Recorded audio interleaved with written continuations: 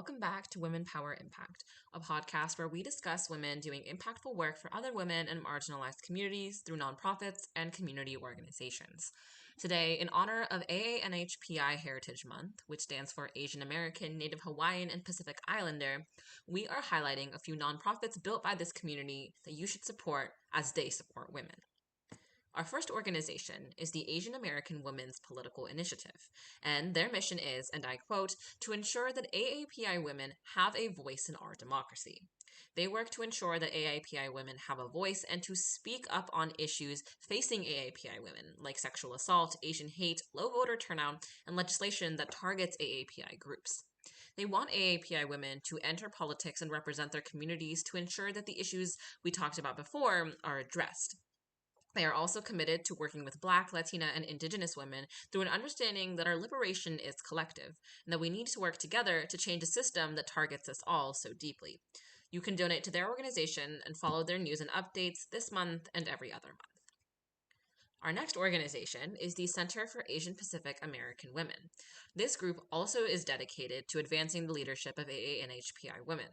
The women who founded this organization started the Asian Pacific American Women's Leadership Initiative all the way back in 1995.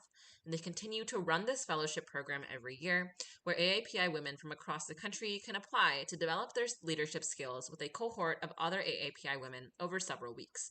They accept donations as well in order to continue running such programs to enrich the leadership of AAPI women.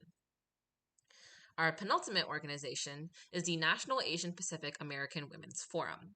Their key issues focus on reproductive health and rights, economic justice, immigrant rights, and racial justice for all AAPIs and other people of color. They do research and in 2023 started an AAPI Gender Justice Collaborative, where they partnered with several other AAPI organizations that were focused on gender justice, and especially on reproductive justice for AAPI women. And they adopted that term from the Black women who coined it, which we have talked about on the podcast before. You can donate to this organization as well, or buy some of their products to support their work.